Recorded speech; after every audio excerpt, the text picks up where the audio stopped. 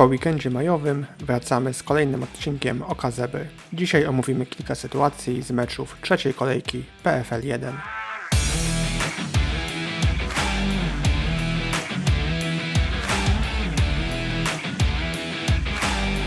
Komentator meczu w Krakowie poruszył temat przepisu 332G dotyczącego sytuacji running clock, potocznie nazywanego Mercy Rule.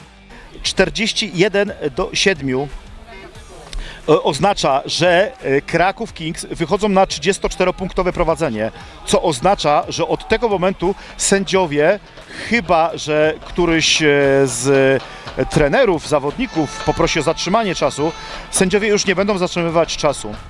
Dotychczas running clock zaczynał obowiązywać, gdy różnica w meczu wynosiła co najmniej 34 punkty i przestawał obowiązywać, gdy różnica ta zmniejszyła się do mniej niż 34 punktów. Obecnie lecący zegar zaczyna się tak jak do tej pory, czyli gdy różnica wynosi co najmniej 34 punkty, jednakże aby wrócił on do normalnych przepisów, strata drużyny przegrywającej musi być mniejsza niż 24 punkty.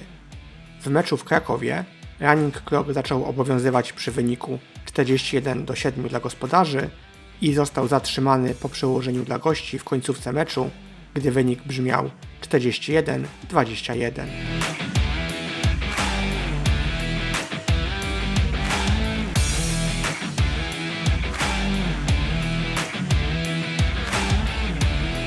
Sytuacja z meczu w Kątach Wrocławskich, w której została rzucona flaga za przewinienie osobiste, tripping, czyli podcięcie.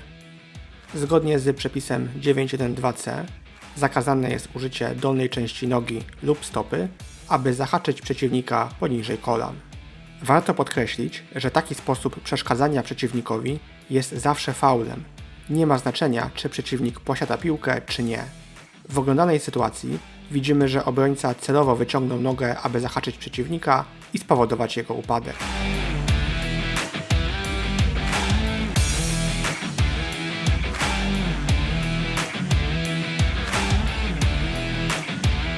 Sytuacja z meczu w Warszawie z flagą za blok poniżej pasa. Ten faul najczęściej kojarzymy z drużyną ataku, ale warto pamiętać, że obrona także ma swoje przepisy dotyczące niskich bloków.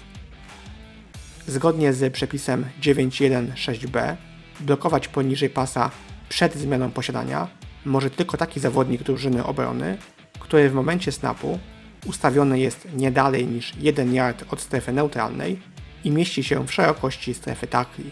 Dodatkowo taki blok może być wykonany tylko od razu po snapie. W innych sytuacjach drużyna obrony nie może blokować przeciwników poniżej pasa, oczywiście z wyjątkiem zawodnika z piłką lub symulującego jej posiadanie. W oglądanej sytuacji zawodnik faulujący nie znajdował się w szerokości strefy tackli, a także wykonał blok nie bezpośrednio po snapie, a zatem flaga była słuszna.